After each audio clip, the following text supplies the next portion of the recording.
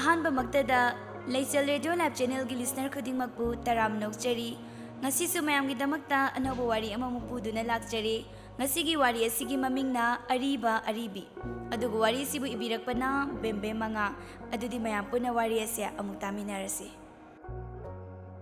Langlen nadom sa thoinugi phido jura ani kha olaugani hairakpaniko imungdagi tholakpa thambalna hairakpani machanupi Langlen su mangonda phi saduna leiri Handakti pise irenbemgadaba mandi ima loge hairakpa mi yamna yami machu se yamna pamna ramali thambal su suri ta phamdada git phamthaduna ado nadom sagi dudi nangna yanaba tawro ima insang na bima punpun ba loirabro loire nungsa se khana nem tharakpaga thoge tawbani sabana muktaiba leiphamga khangba natre ado ibema ima wam tha haigedana hayu kaidoragi ima aingonda mo hangdana leini Atayna deda Ima sunong manomagi sonjalakpa sumhelaklibani Ima na kalingai Nangi mapama makangbadi pamini bema Nangi sahidu supana yam silakle Nangi kangnabale raso hairo Natraga ima na mathibiroro Ima sigi wari si toksida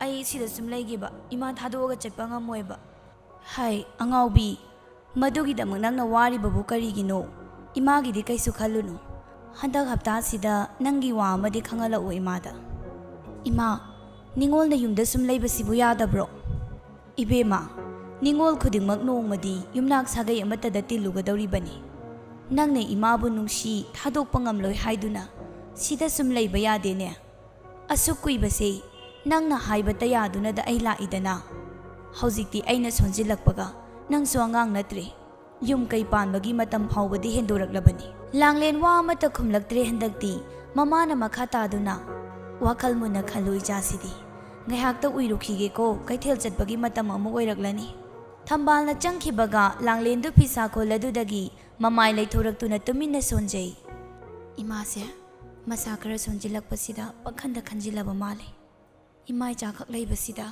aibu yumsi thadoktuna chatpa ngamgatrane ngamoida somda so pari do nga pharubagi Makuta lango kayo paiduna lambida lakpani sanaduna leiramba angang kharana paribu kaurai Pakhang Ariba Hey angang ga loina phurakani ko aibu pakhang Ariba kaina Akhoi mamana nang pakhang Ariba ni hayi nupi thiba khangdaba khura Sanaramba angang ani ahum du punne hekta lauduna chenki Pakhang Ariba nupi thiba khangdaba Ariba Pari su lambida taba nungkhunduna angang singduda thomi panbadi nate Ushitaba angang singni kainaba iri heli khaladana khangni mayumda wakalugeda aine yam sawningeba sawning na masu mayumda purakpa pochai hana thamba changlai aduga mamaga muk thengnari ichari bagi maithong si kaidore miga ga khanarakpro nati nangbu ngaga mata puraktrisibu pharaktarabra haiba ima doina loi tainarakani ko hozia I sawbra kaino maida nelaga halai sibu kari tawrage Lambida khuratum chongna loina lawhore ngadi paisado horen pirage na hairakpani Pharene adugo isana sauri dubu kari tawrage ba lekai angang kharana aibu pakhang Ariba nupi thiba khangdaba kaina laure inimni moigi imungduna haidana angang singduna kaura ine aine mayum chatlaga amta ngangu dawribani taningde de ibungo migi yumduda chatluraga kani hairuge hairibanu angang singduna haido chumdro nangbu chahi matangduga angang singa manaba yabro Adubo haiba usitaba masu yauri moigido Hai langano taningdeko nanaw no pising takragane nukna bikini nachin nanaw do nangna khwai ko helahani nanaw no pasing sumayu makai loina panaraba masida nana gyan tararoi na tadrisibu kaino ba angang singdo na kaura iba mingdo nang khango hairisini pakhang Ariba As kainom hairisu Ariba wagam ta ngangaro he ai sahido khara ne khango haibani ne nangbo Ani thibida kaya suragene nangbo Aina oiningdana oibro sibo Inaw sing mi oinaba semlingaida phanghodre aigidi Haima isa si marol chumlaklidana Aduda hayengi tawbani sidagidi imau thiba horage ko Parido ikaiboy maninglomda wala ngangdabida khongkap khara thujina chatkhri Tombido mamaw nupi yai mabu kauthoi Mau yai ma tabra amta tholo Imaga wari imta sana sine Mauyay masu tholak na ꯀꯔꯤ ꯍꯥꯏꯒꯦ ꯏꯃꯥ? ꯅꯠꯇꯦ ꯏꯕꯨꯡꯉꯣꯁꯦ ꯑꯊꯨꯕꯗ ꯌꯨꯝ ꯀꯩ ꯄꯥꯟꯅꯕ ꯁꯤꯟꯗꯕ ꯌꯥꯗ꯭ꯔꯦ. ꯅꯈꯣꯏꯅ ꯄꯥꯝꯂꯣꯝꯗꯒ ꯃꯥꯒ ꯄꯥꯕ ꯌꯥꯕ ꯅꯨꯄꯤꯒ ꯂꯩꯒꯗ꯭ꯔꯣ? ꯏꯃꯥ, ꯑꯩꯗꯤ ꯐꯖꯅ ꯈꯪꯗ꯭ꯔꯤ. ꯌꯨꯝꯒꯤ ꯏꯃꯥ ꯍꯣꯏꯗ ꯍꯪꯉꯛꯀꯦ ꯑꯗꯨꯒ ꯍꯥꯏꯔꯛꯀꯦ. ꯑꯗꯨꯅ ꯐꯔꯅꯤ. ꯑꯩꯁꯨ ꯈꯪꯅ ꯆꯥꯟꯅꯕꯒꯩꯗꯒꯤꯅꯦ ꯊꯤꯕ ꯍꯧꯔꯒꯦ. ꯍꯣꯏ ꯏꯃꯥ, ꯑꯊꯨꯕꯗ ꯍꯪꯅꯍꯜꯂꯒꯦ ꯑꯩꯁꯨ. ꯅꯅꯥꯎ ꯅꯨꯄꯤꯗꯤ ꯍꯧꯖꯤꯛ ꯐꯥꯎꯕ ꯍꯜꯂꯛꯇ꯭ꯔꯤꯕ? ꯍꯜꯂꯛꯇ꯭ꯔꯤꯌꯦ. ꯑꯋꯥꯡꯒꯤ ꯏꯆꯦꯒꯤꯗ ꯐꯤ ꯀꯛꯀꯅꯤ, ꯑꯗꯨ ꯂꯧꯔꯒ ꯀꯩꯊꯦꯜꯗꯁꯨ ꯊꯥꯔꯨꯅꯤꯅ ꯍꯥꯏꯔꯝꯃꯤ. ꯐꯔꯦ ꯐꯔꯦ, ꯅꯪꯁꯨ ꯇꯧꯒꯗꯕ ꯅꯊꯧꯗꯣ ꯇꯧꯔꯨꯔꯣ. ꯏꯃꯥꯁꯨꯅꯦ ꯃꯤ ꯑꯃꯇ ꯎꯅꯔꯨꯈꯤꯒꯦ. ꯅꯨꯃꯤꯗꯥꯡ ꯋꯥꯏꯔꯝꯗꯤ ꯑꯣꯏꯁꯤꯜꯂꯛꯂꯤ. ꯑꯗꯨꯕꯨ ꯅꯨꯃꯤꯠꯀꯤ ꯃꯉꯥꯜꯗꯤ ꯂꯩꯔꯤ. ꯀꯩꯊꯦꯜ ꯊꯣꯛꯂꯨꯕ ꯊꯝꯕꯥꯜꯗꯨ ꯉꯁꯤꯗꯤ ꯈꯔ ꯉꯟꯅ ꯃꯌꯨꯝꯗ ꯍꯜꯂꯛꯂꯝꯃꯤ. ꯂꯝꯕꯤꯗ ꯆꯠꯂꯤꯉꯩ ꯇꯨꯡꯂꯣꯝꯗꯒꯤ ꯊꯝꯕꯥꯜꯕꯨ ꯀꯧꯔꯛꯏ. ꯏꯆꯦ! ꯍꯣ ꯏꯆꯦ, ꯑꯝꯇ ꯉꯥꯏꯕꯤꯈꯨꯋꯣ! ꯊꯝꯕꯥꯜ ꯇꯨꯡ ꯑꯣꯟꯊꯣꯔꯛꯇꯨꯅ, ꯍꯩꯃꯥ, ꯅꯪ ꯑꯣꯏꯔꯦ ꯊꯣꯏꯅꯨ. ꯏꯆꯦ ꯎꯈꯤ ꯍꯥꯏꯗꯨꯅ ꯇꯥꯅꯔꯛꯏꯅꯤ. ꯉꯁꯤꯗꯤ ꯌꯨꯝꯗ ꯉꯟꯅ ꯆꯪꯂꯗꯣꯏꯔꯣ? ꯊꯝꯕꯥꯜ ꯃꯈꯨꯠꯇ ꯄꯥꯏꯔꯤꯕ ꯊꯨꯃꯣꯛꯇꯣ ꯍꯥꯏꯐꯦꯠ ꯎꯠꯂꯒ, ꯃꯔꯣꯏ ꯅꯄꯥꯛꯄꯤꯗꯤ ꯈꯔ ꯌꯥꯎꯔꯤ, ꯑꯗꯨ ꯑꯣꯏꯔꯁꯨ ꯌꯣꯜꯂꯔꯣꯏ, ꯌꯨꯝꯗ ꯆꯪꯂꯒꯦꯗꯅ ꯂꯥꯛꯂꯕꯅꯤ. ꯊꯣꯏꯅꯨꯒ ꯊꯝꯕꯥꯜꯒ ꯆꯠꯅ ꯋꯥꯔꯤ ꯇꯧꯏ. ꯅꯄꯥꯛꯄꯤꯗꯨ ꯐꯅ ꯌꯥꯝꯃꯤ, ꯑꯩ ꯈꯔ ꯂꯧꯍꯧꯔꯒꯦ. ꯄꯩꯁꯥꯗꯤ ꯍꯌꯦꯡ ꯂꯧꯔꯣ. ꯄꯣꯠꯆꯩ ꯂꯩꯊꯣꯛꯈꯤꯕꯒꯤ ꯑꯃꯠꯇ ꯂꯦꯝꯍꯧꯗ꯭ꯔꯤ. ꯑꯗꯨꯒꯅꯦ ꯏꯆꯦ, ꯋꯥ ꯑꯃꯁꯨ ꯍꯥꯏꯒꯦ. ꯍꯦꯔꯥ, ꯄꯩꯁꯥꯒꯤ ꯋꯥꯕꯨ ꯀꯣꯛ ꯍꯦꯛ ꯆꯥꯔꯨꯔꯣ ꯀꯩꯗꯧꯒꯦ? ꯄꯩꯁꯥꯒ ꯄꯤꯔꯛꯑꯅꯨ. ꯑꯁꯤ ꯍꯥꯏꯗꯨꯅ ꯃꯔꯣꯏ ꯃꯄꯨꯟ ꯈꯔ ꯂꯧꯊꯣꯛꯇꯨꯅ ꯄꯤ. ꯌꯥꯝꯃꯟꯈ꯭ꯔꯦ ꯏꯆꯦ, ꯄꯥꯛꯅꯝ ꯈꯖꯤꯛ ꯅꯝꯕꯒꯤꯅꯤ. ꯆꯥꯔꯨꯔꯣ ꯍꯥꯎꯅꯅꯦ, ꯁꯧꯒ꯭ꯔꯤ ꯑꯃꯒ ꯍꯦꯛ ꯊꯣꯡꯖꯜꯂꯨ. ꯑꯗꯣ ꯏꯆꯦ, ꯑꯩ ꯋꯥ ꯑꯃ ꯍꯥꯏꯒꯦ ꯍꯥꯏꯗꯅ ꯏꯆꯦꯕꯨ ꯇꯥꯅꯔꯛꯏꯅꯤ. ꯍꯥꯏꯌꯨꯗꯅ ꯀꯔꯤ ꯋꯥꯅꯣ? ꯑꯇꯩ ꯅꯠꯇꯦꯗ, ꯑꯩꯈꯣꯏ ꯂꯥꯡꯂꯦꯟꯗꯨꯕꯨ ꯍꯧꯖꯤꯛ ꯂꯩꯔꯤꯕ ꯁꯨꯃꯥꯏꯅ ꯁꯨꯝ ꯂꯩꯕ ꯌꯥꯒꯗꯧꯔꯤꯕ꯭ꯔꯣ? ꯃꯁꯛ ꯃꯇꯧꯁꯨ ꯋꯥꯠꯄ ꯅꯠꯇꯦ, ꯆꯍꯤꯗꯤ ꯐꯅ ꯌꯥꯝꯖꯤꯜꯂꯛꯂꯦ. ꯏꯆꯦ ꯍꯣꯏꯕꯨ ꯋꯥꯔꯤꯒ ꯑꯃꯠꯇ ꯁꯥꯟꯅꯗ꯭ꯔꯕ꯭ꯔꯣ ꯌꯨꯝ ꯀꯩ ꯄꯥꯟꯕꯒꯤ ꯃꯇꯥꯡꯗ? ꯍꯥꯏꯔꯤꯕꯅꯤꯅꯦꯍꯦ ꯑꯩꯁꯨ, ꯑꯗꯨꯕꯨ ꯏꯌꯥ ꯌꯥꯅꯤꯡꯗꯕ ꯃꯥꯜꯂꯦ. ꯃꯥꯅꯗꯤ ꯑꯩꯁꯦ ꯊꯥꯗꯣꯛꯇꯨꯅ ꯆꯠꯄ ꯉꯝꯗ꯭ꯔꯤꯕ. ꯏꯊꯟꯇꯒ ꯑꯣꯏꯔꯦ, ꯏꯃꯥ ꯏꯆꯥꯈꯛ ꯂꯩꯕꯅꯤꯗꯣ. ꯑꯗꯨꯕꯨ ꯑꯩꯁꯨ ꯏꯌꯥ ꯑꯐꯕ ꯑꯃꯗꯤ ꯊꯤꯔꯤꯕꯅꯤ. ꯃꯥꯅ ꯌꯥꯅꯤꯡꯗꯦꯗꯅ ꯂꯩꯕ ꯌꯥꯕ ꯅꯠꯇꯦ. ꯁꯨꯃꯥꯏꯅ ꯁꯨꯝ ꯂꯩꯔꯒ ꯀꯩꯗꯧꯔꯨꯅꯦ? ꯂꯩꯀꯥꯏꯁꯤꯗ ꯃꯥꯒꯤ ꯂꯦꯡꯒꯥ ꯂꯩꯁꯥꯕꯤ ꯑꯃꯠꯇ ꯂꯩꯇ꯭ꯔꯕꯅꯤꯀꯣ. ꯃꯤꯅꯅꯦ ꯆꯤꯕꯣꯟ ꯃꯌꯨꯝ ꯄꯥꯟꯕ ꯈꯪꯗꯕ ꯂꯩꯁꯥꯕꯤꯅꯦ ꯍꯥꯏꯅꯔꯤꯁꯦ. ꯑꯩ ꯇꯥꯕ ꯉꯝꯕ ꯅꯠꯇ꯭ꯔꯦ. ꯈꯪꯗ꯭ꯔꯦꯗ ꯏꯕꯦꯝꯃ, ꯃꯤꯋꯥꯅ ꯃꯔꯣꯜ ꯑꯃ, ꯏꯆꯥꯅꯨꯄꯤꯅ ꯀꯔꯤ ꯈꯜꯂꯤꯕ? ꯑꯩꯅꯦ ꯍꯌꯦꯡꯗꯣ ꯂꯥꯡꯂꯦꯟꯒ ꯋꯥꯔꯤ ꯁꯥꯟꯅꯕ ꯂꯥꯛꯀꯦ. ꯃꯥꯒꯤ ꯑꯄꯥꯝꯕ ꯂꯩꯕ꯭ꯔꯥ ꯑꯗꯨꯁꯨ ꯈꯪꯗꯣꯛꯀꯦ. ꯑꯗꯨꯃꯥꯏꯅ ꯇꯧꯔꯣ. ꯅꯣꯏꯅꯁꯨ ꯑꯐꯕ ꯃꯤ ꯂꯩꯔꯗꯤ ꯈꯪꯅꯅꯕ ꯈꯔ ꯁꯤꯜꯂꯛꯎꯅꯦ. ꯍꯣ, ꯑꯐꯕ ꯃꯤꯗꯣ ꯂꯩꯕꯒꯤꯅꯦ ꯏꯆꯦ ꯑꯩꯅ ꯋꯥ ꯍꯧꯗꯣꯔꯛꯏꯁꯦ. ꯍꯌꯦꯡꯗꯣ ꯐꯤ ꯂꯧꯕ ꯑꯣꯏꯅ ꯑꯩ ꯂꯥꯛꯑꯒꯦ. ꯋꯥꯔꯤꯗꯣ ꯐꯖꯅ ꯍꯥꯏꯔꯒꯦ ꯂꯥꯡꯂꯦꯟꯗ. ꯃꯥꯅ ꯑꯃꯨꯛ ꯌꯥꯔꯛꯇꯣꯔꯤꯕ꯭ꯔꯥ ꯈꯪꯗꯦ. ꯌꯨꯝ ꯀꯩ ꯄꯥꯟꯕꯒꯤ ꯋꯥꯁꯦ ꯍꯧꯗꯣꯛꯄ ꯏꯌꯥ ꯌꯥꯗꯕꯅꯤ. ꯃꯥꯅ ꯌꯥꯗꯕꯒ ꯌꯥꯄꯣꯟꯇꯦꯗ. ꯊꯣꯏꯅꯨ ꯑꯣꯏꯅ ꯇꯛꯄꯗ ꯃꯥꯅ ꯌꯥꯗꯕꯒ ꯌꯥꯄꯣꯟꯇꯦꯗ ꯏꯆꯦ. ꯀꯩꯝꯇ ꯄꯥꯈꯠꯂꯨꯔꯅꯨ. ꯅꯨꯡ ꯐꯥꯎꯕ ꯇꯛꯂꯕꯗꯤ ꯇꯨꯝꯁꯤꯜꯂꯛꯄꯅꯤ. ꯑꯩ ꯐꯖꯅ ꯋꯥꯔꯤ ꯁꯥꯟꯅꯒꯦ. ꯍꯣꯏ, ꯅꯪꯅ ꯌꯥꯅꯕ ꯍꯦꯛ ꯍꯥꯏꯅꯔꯣ. ꯈꯔ ꯉꯟꯅ ꯂꯥꯛꯑꯣ, ꯑꯩꯅ ꯀꯩꯊꯦꯜ ꯊꯣꯛꯇ꯭ꯔꯤꯉꯩꯗ. ꯆꯥꯛ ꯇꯣꯛꯄꯒ ꯍꯦꯛꯇ ꯂꯥꯛꯑꯗꯕꯅꯤ ꯏꯆꯦ. ꯅꯨꯃꯤꯗꯥꯡꯒꯤ ꯃꯇꯝꯅꯤ. ꯃꯃꯥ ꯃꯆꯥꯗ ꯂꯩꯖꯕ ꯌꯨꯝꯗꯨ ꯆꯥꯛꯉꯟ ꯆꯥꯊꯣꯛꯇꯨꯅ ꯏꯃꯨꯡꯒꯤ ꯊꯕꯛ ꯄꯨꯝꯕ ꯂꯣꯏꯁꯤꯜꯂꯝꯂꯒ ꯃꯁꯥ ꯃꯁꯥꯒꯤ ꯊꯕꯛ ꯇꯧꯅꯔꯤ. ꯂꯥꯡꯂꯦꯟꯅ ꯂꯪ ꯀꯟꯅ ꯆꯥꯛꯂꯤ. ꯃꯃꯥꯅ ꯅꯥꯀꯟꯗ ꯃꯨꯒꯥ ꯃꯍꯨꯝꯗꯨ ꯂꯪ ꯑꯣꯏꯅ ꯆꯤꯡꯊꯣꯛꯇꯨꯅ ꯂꯩꯔꯤ. ꯕꯦꯝꯃ, ꯍꯌꯦꯡꯗꯣ ꯅꯗꯣꯝꯆꯥ ꯊꯣꯏꯅꯨ ꯂꯥꯛꯀꯅꯤ ꯍꯥꯏꯕꯅꯤꯀꯣ, ꯃꯥꯒꯤ ꯐꯤꯗꯣ ꯂꯧꯕ. ꯀꯔꯝ ꯀꯥꯟꯗ ꯂꯥꯛꯀꯅꯤ ꯍꯥꯏꯒꯦ ꯐꯤꯗꯣ? ꯑꯩ ꯀꯛꯑꯒ ꯊꯝꯃꯝꯃꯒꯦ. ꯏꯃꯥꯅ ꯈꯔ ꯄꯤꯕꯤꯔꯣ. ꯍꯌꯦꯡ ꯑꯌꯨꯛꯇꯗꯤ ꯑꯩ ꯊꯕꯛ ꯑꯃ ꯆꯠꯀꯅꯤ. ꯅꯪ ꯁꯨꯝ ꯄꯤꯌꯨꯗ, ꯅꯗꯣꯝꯆꯥꯅ ꯅꯪꯒ ꯋꯥꯔꯤ ꯁꯥꯟꯅꯅꯤꯡꯉꯦꯁꯨ ꯍꯥꯏ. ꯀꯗꯥꯏꯗ ꯆꯠꯀꯗꯧꯔꯤꯕꯅꯣ ꯅꯪꯅ ꯊꯕꯛ ꯂꯩ ꯍꯥꯏꯔꯤꯁꯤꯕꯣ? ꯃꯈꯥꯔꯣꯝꯒꯤ ꯊꯣꯏꯕꯤꯆꯥꯗꯣ ꯉꯁꯥꯏ ꯂꯥꯛꯑꯝꯃꯤ. ꯏꯕꯨꯙꯧꯒꯤ ꯁꯪꯂꯦꯟꯗ ꯂꯥꯏ ꯈꯨꯔꯨꯝꯕ ꯆꯠꯂꯨꯁꯤ ꯍꯥꯏꯃꯟꯗꯅ ꯑꯩꯁꯨ ꯑꯌꯨꯛꯇ ꯆꯠꯂꯁꯦꯅ ꯍꯥꯏꯈ꯭ꯔꯕꯅꯤ. ꯅꯪꯅꯤ ꯑꯗꯨꯗꯤ. ꯅꯗꯣꯝꯆꯥꯒ ꯊꯦꯡꯅꯅꯤ. ꯆꯠꯂꯨꯆꯣ, ꯆꯠꯃꯟꯗꯦ ꯍꯥꯏꯔꯤꯕꯅꯤ. ꯑꯩꯈꯣꯏꯗꯤ ꯂꯩꯁꯥꯔꯤꯉꯩ ꯌꯥꯝꯅ ꯆꯠꯂꯛꯏ. ꯅꯪꯁꯤꯅꯅꯦ ꯀꯨꯝꯍꯩ ꯍꯔꯥꯎ ꯑꯃꯠꯇꯁꯨ ꯆꯠꯂꯨ ꯌꯥꯗꯦ ꯇꯧꯔꯤꯕ. ꯑꯗꯣ ꯏꯗꯣꯝꯆꯥꯗꯤ ꯑꯩꯒ ꯀꯔꯤ ꯋꯥꯔꯤ ꯁꯥꯟꯅꯗꯣꯏꯖꯥꯠꯅꯣ? ꯐꯤꯒꯤ ꯑꯣꯏꯔꯖꯥꯠꯂꯣ ꯏꯃꯥ? ꯍꯣ, ꯈꯪꯗꯦ. ꯅꯗꯣꯝꯆꯥ ꯂꯥꯛꯑꯒ ꯋꯥꯔꯤꯗꯣ ꯁꯥꯟꯅꯔꯒ ꯍꯦꯛ ꯈꯪꯕ ꯑꯗꯨꯅꯤ. ꯑꯩ ꯋꯥꯔꯦ, ꯇꯨꯝꯕꯨ ꯇꯨꯝꯅꯤꯡꯉꯦ ꯇꯧꯔꯤꯁꯦ. ꯏꯃꯥ ꯇꯨꯝꯂꯨꯔꯒꯦ, ꯅꯪꯁꯨ ꯄꯣꯊꯥꯅꯕ ꯇꯧꯔꯣ ꯏꯕꯦꯝꯃ. ꯁꯤ ꯂꯪꯁꯦ ꯂꯣꯏꯁꯤꯜꯂꯝꯃꯒ ꯇꯨꯝꯃꯒꯦ. ꯏꯃꯥ ꯄꯣꯊꯥꯕꯤꯔꯨꯔꯣ. ꯑꯩ ꯆꯪꯉꯦꯀꯣ, ꯅꯪꯁꯨ ꯀꯨꯏꯅ ꯂꯩꯔꯅꯨ. ꯊꯝꯕꯥꯜ ꯐꯃꯨꯡ ꯀꯥꯔꯣꯝꯗ ꯆꯪꯈ꯭ꯔꯤ. ꯂꯥꯡꯂꯦꯟꯗꯤ ꯐꯤ ꯂꯪꯗꯨ ꯆꯥꯛꯅ ꯋꯥꯈꯜꯗꯤ ꯃꯋꯣꯟ ꯈꯜꯂꯤ. ꯃꯥꯁꯨ ꯂꯪꯆꯥꯛꯇꯨ ꯆꯥꯛꯄ ꯂꯣꯏꯁꯤꯜꯂꯝꯂꯒ ꯇꯨꯝꯕ ꯑꯗꯨꯃꯛ ꯆꯪꯈ꯭ꯔꯤ. ꯑꯌꯨꯛꯀꯤ ꯅꯨꯃꯤꯠꯅ ꯇꯔꯪ ꯊꯣꯛꯂꯛꯄ ꯃꯇꯝ ꯑꯗꯨꯗ ꯂꯩꯁꯥꯕꯤ ꯑꯅꯤꯗꯨ ꯏꯕꯨꯙꯧꯒꯤ ꯁꯪꯂꯦꯟꯗ ꯁꯤꯡꯗꯨ ꯇꯞꯂꯤ ꯀꯨꯝꯊꯔꯛꯄꯅꯤ. ꯂꯥꯡꯂꯦꯟꯒ ꯆꯠꯃꯤꯟꯅꯔꯤꯕ ꯊꯣꯏꯕꯤꯗꯨ ꯆꯠꯂꯝꯕ ꯈꯪꯂꯦꯞ ꯂꯦꯞꯄꯤ. ꯏꯆꯦ, ꯉꯁꯥꯏ ꯂꯩ ꯍꯥꯄꯛꯄ ꯄꯣꯂꯥꯡꯗꯣ ꯂꯥꯏꯁꯪꯗ ꯑꯗꯨꯝ ꯍꯨꯟꯗꯣꯛꯑꯝꯃ ꯃꯥꯜꯂꯦ ꯑꯩꯗꯤ. ꯍꯩꯃꯥ, ꯑꯩꯗꯤ ꯅꯪꯅ ꯄꯥꯏꯔꯛꯑꯕꯣꯏ ꯈꯜꯂꯨꯏꯅꯦ. ꯂꯥꯛꯑꯣ ꯂꯧꯔꯨꯔꯁꯤ. ꯐꯠꯅꯁꯨ ꯁꯥꯡꯅ ꯀꯨꯝꯊꯔꯛꯏ. ꯑꯩ ꯁꯨꯝ ꯂꯧꯔꯨꯔꯒꯦ. ꯏꯆꯦ ꯈꯣꯡꯁꯨ ꯅꯥꯏ ꯍꯥꯏꯗꯥꯏꯅꯦ, ꯁꯤꯗ ꯂꯩꯔꯝꯃꯣ. ꯌꯥꯒꯗ꯭ꯔꯣ ꯅꯪꯕꯨ ꯅꯊꯟꯇ? Yanida, yam lapas nate pat lauraga tunalaki. Thoibina chatkibaga, langlendu upambi amagi makawai the changsiduna lepi. Lai kurumba lakpa midu yam yambadi nati, adubu karadi adu maglakne. Mapam do koina sum magi mit yengna yengduna leiringai. Makongda karigumba mapagpagum paurakpaduda yeng tharui, aduga mamitu shinduna khanglaw lawi. Ima! Kakpaine! Pidring hek chonging haktuda. Gyan taba nati, mana adumna lauduna chonglingai, nupama changsilaktuna, magi kakpaidu lagthokpirai. Aduga pakatpagi kapli tauriba nupiduda yenglaga. Lagthoi, pakat kanoy chan. Hausiktada mamit anidu launa panglaktuna, magi makhongda yeng tharai. Kakpai paklamdrabadudadi ninatana sor hondoi. Thagatsaribong ai mateng pangbibagi. Isandi kai waidino, sidai thanda lakpro. Khun khadagine inaunupi maga lakpane. Lei hablakpa polang thamambagi lawba sakhiba. Langlendo nupaduda haiphet yengaga mathanta khanjai. Masak asi kadaidano nupa yamna manba magun lamadi yauri. Sahi sidai ngonda yam halamgadaba male.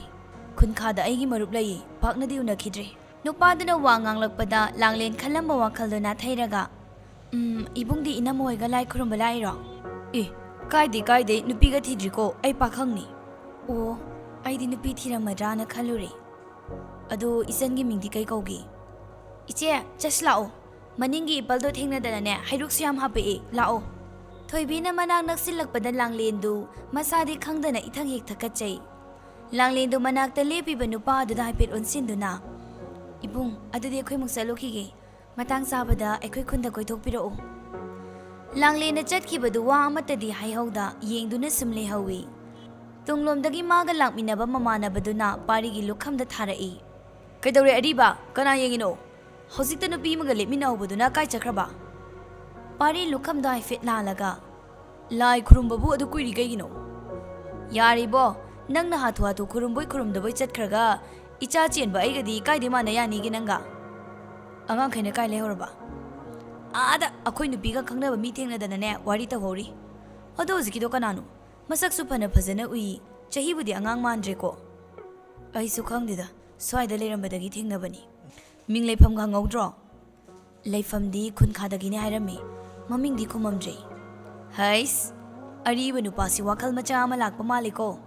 Taning deba noigi henjin bisekta tawradamni. Ai imaga wari sadaba yadre. Kai wari sadoiba. Ho Ariba nangi.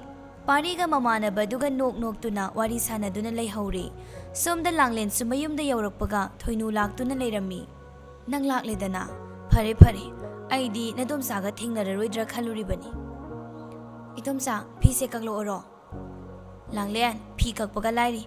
Na phido hanam to hongdo uro aduga thoklo wari masanasi. Langlendo hoi haiduna imung changkhre. Nupa machadubu kamdo howi haibano thoino. Ise yam phakrajani iyado. Ipamlomgi mine danane thagatpagi natiko. Ngarangdu inamaduga aiga kaithilda thengnabani. Aduda machanupa ahangi mamau thiri afaba mi leibra hanglakpaduda ainane akhoi langlengi wa hawdokpani. Inamaduna ne pamjaba mali ngasi ayukto akhoi gi hekta lakpagi wani mamau yenglusi haidana. Aine isigi wa amta tarakigedana hairami bani. Sahidi angang natrabani na aidi thoina yaningdaba leite. Isagi wa amatangdi takisi. Machin manaw ahumni moy nupa ngakta. Manaw nupa anidudi niya mayumakay pale. Laudagi kaidagi maran mathumgase pai kay lairibanida. Ibung duna nga nalaykidabadagi inamaga iya ahanduga na niya imong pudo na lakpani iche. Langlen sutholak na. Kariwa noidom chana yam aruba wari malay harisibo. Nadom saga wari sanaramu ima chak thonglambani amta yenglukige. Ingit ama thoinuda piramduna thambal changkhre. Lausi sida phamo. Thoinuna phamliba phaktuda langlen su phamtharai. Langlen nang hauzik angang sunatre. Ikaidana koidabi adum khumao. Nangi khangnaba miga leibro. Langlen do tandi yamna talli madom chana hudurakliba wadu. Adubu kumbadi kumlai. Magisu aningbado koithoktana hairai. Idomcha ima gaigatang laibanina ay aduguma wakalga khandida. Aduga ima thadoktuna chatpasu ngamoy. Hai isigi bo khoi mayam ama lairi. Ahan yamna ushinbasu natri. Adugi sumathakta isiena nangbu mafam ama khangna thajaba pami. Nangbu lekai mayamna Aribi Aribidana hainarisi tabada nungairibro. Lekai machinbu kanana menba ngamdinu daidumcha. Handaktine nangi urei parei naga yaroi. Aikhoi ipamlomdagi iya nupa ama lei. Masu yam phabani. Nanga chap manei. Yum palu yadadana leiba. Handaktine nang leiraga chenbaga yaroi haisiniko. Thoinodu langlenda wari kaya ama leisinduna langlenbu themi. Somda sa pakhang aribadu mayum changlakpaga mamao manaw nupi aniduni mangonduda pulap hekta lerami. Imungda changge tawbaga mamana kaurai. Bungo, ngai khone nangbo. Mamaw nupi anida mo ansinduna. Sagi singthina tawruru natay sulai. Maw anido changkibaga tombi machanupada nokmi yengduna. Bungo, masak mataw gayam phazabi nupi ama leirehe. Imadine mabu imaw oiba pamle. Hauraba mo. Aine hek khanjilakpaga warise. Sigumba natradi amata leitrabrayma. Sigumba warisinine aina sanagedana nangairise. Ai hek ubaga nupi thibada tawlayamni.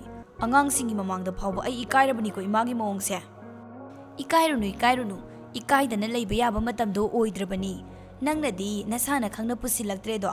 Nangna tinabasingda hangbadusu khangnaba leiti hairabanina ne aina thiba taredana. Masida nang waga nganglakpa yaroi. Handaktine yada laktabasu yaroi hairisini. Aine kananu kainu khangdaba nupiga lawba ngamloiko. Asukuina pakhangoiraga tarai hekta luhongo hairo. Yengnaba taredana. Nang sahi matangdugane waga petana mu tawrinine ha. Namanabana macha chauna khidore. Nongmagi nupiromdasu nuparomdagisu yum panaba taksinbadi lepa nate. Makoy anina kari khaliba haibadudi khangdre adubu nupasidi nahan ibudawgi laisangda thengnabi aduda ngawduna leire. Mamingsu khangawdabana awaba ma oy. Ngasisu mathanta numidang wairamda nupiduna hairamba lam khunkhada lakle. Lampak amagi nakanda leptuna nahan thengnakiba nupidu tholakpra haiduna koyeng yengi. Mamingduda khangladi phagadabani aisi. Leisabini haibadi khangibu khangnaba mi gang leiramdui jalane. Nongdambana karibu tamliba adu kuina parina leibabu langlen somtho hek tholakte. Somda tombiga thoinuga suwari tawri. Thoinua aidine thabakse thojinba pami. Nupi mayumnabu kari hairige. Makoina yarabadi athubada numit afaba ma yengagane mangol karaagi. Inama aikhoi langlen su yaninglaba male. Isiyegidi angang masin yanarabanina adum yare hayi. Aidine nahan langlendo nangna masak takpada uhawba numitudagi as yumdaga leifam khangdre ima oiningbana. Sahi khara duk yame haibagi wani sakta chuda awatpadi leitabani hotnabasu yamna kanjabani langlendo. Isiyega magata leibaduda yumdu langlena pubani. Aigi imawsingse maram mokpa ngakta hek oi. Aduga ichanupaसिngsune thabakta silhaw thide. Maruoina ichanupa ahan parinane yumse karida soikigadake haiduna yengjalibani. Ngasidi kaya nungaina leire. Mana nupiga thijalabadine ai sirabasu yare thoinu. Siba kaina haihaidide inama nachana maugi seba kayam watliko. Ado handaki ningthau kaba sinumitsu yamna phai. Nupi mayumda amukta changsilusira khalliba. Ngasi leiba pokpadudi numit mangani ta ngairene. Sumai tawrasi nama aikhoi langlenga pariga si hana unanaba silasi masina pharani. Aduga ahan masina mu unaraga karina phagadagi haibadu khanarasi. Hoi adumaina tawrasi pariga tinaba marup khaidasu warido haudoklagi. Aisu langlen bu yanaba hainaragi nama. Ahan masendu wa sindoknaduna masana yaningdraba ariba aribi anidu unanaba matam lipnarami. Nupi sungai mamana haimanbadagi unabadu yakri. Nupasu mamanaba kanagi imung manung punna haizilaklabaduda unadadi unaruragi khanduna lagli. Nupi na yorakpana khara hanba mali mathantani tumina uchuk yungbagum leptuna leiribadu parisu mathanta lai. Akoibadu ko yengbada nupi matung ontoktuna leplibadu ui. Asi oijalane. Ai bekta kaurasira. Kamai kauni. Mamingsu kawrini imana hairakibadu fazana tasilawdreba ai. Adamna ngai khalamlaga asengba makhanglage haiduna paridu nupidugi manakta changsilaklammi. Mana wangangi tawbaga nupidu sumanakta mi lakpagi sawum phangbaduda yenglai. Ichan nahan thengnabadu natro? Oh, mani. Sidadi nathanda kaidoramiba kanaga lake. Pari wakalda onthokna mapa chanadaba haibadu oiridako. Phazadori imana haiba nupidu muk laksiladiba aigi dawsidi. Mi ama unasi haikiba adugi ngairambani. Ibungdi sida kaidoramino. Aisu mi ama unaba lakpani. Namanabiro nang nangairibo. Langlin icham cham na khumi. Nate, idom Sathoinu na pari ko bumi malakani unaw haibagi lairambani. Pari ingangak na. Imaga iniga na haiba nupido nang oidoira. Kariba. Pari do mama na hairakiba mingdo khangning ningsingdo na kaurai. Langlin haisi nang oidoira. Mani. Pari do imag magsilamba maithongdo harauba na mahut sinkiduna mabu masak taglai. Aini pari haido nangau na si haikibado. Aini pari haibado nangau na si haikibado. Oh, ibung oire. Nang oirambase aigidi laibag yam phabani. Nanga ahanba thingnaba numituda nangi ming khangawdabagine ai nangbu unarabadi khanduna khunkhada toina lai. Nangdi suktheng thingnadi. Ngasisu imana haibadagi lakpani. Aduga Langlen nang oirambase yam harawi. Langlen itap tap na khumlai. Aisu imagai dom Sathoinuga na haimanbadagi lakpani. Ibung oirambase yam su thajade. Handakti nupado ikai ki loina thadolaga sat hekta haijilai. Sahi su angang apta natri. Aduna ima oina silibase aigide kaiba laitri. Hojikti nang kari khalige Langlen. Kari khumduno khangdeda. Hekta ayo kedaurage. Hojik ibani ikainabagi matam oidrabani. Aidi hanudore ko. Saksu mingsu loi khangnarabani na ai hankrage. Khumaroidro ngasi so. Khumamaroidro ngasi so. Imagi mayokta lepagi thaunadi aingonda laiteda. Amungtang pari bu yengduna momo noklamlaga senchat tawduna chatkre Langlendu. Pakang Ariba sisu Langlengi yaninge haiba wahaiduda nakoina na hairamba oibana harauna nokmi chatkriba Langlen bu yengduna laihawi. Yum yorakpaga mamaga Thoinugadu mabu ngaiduna lairami. Pariya nangbu unaraklabro kari hainaraklagi. Hayu isana hainingbado koiganu hekta hayu kari hainaraklaba. Ima hoi dum chaina fani khanbado adum tawrasi. Wahai matik si hairam laga Langlen imungda chensinkri. Thoinua nungaire nupa mayumgi mi laknaba nangna khara siloko. Kamdawi ise Thoinu aina tawba thabakpu mai pakti haibro. Inamadu laknaba haikrage.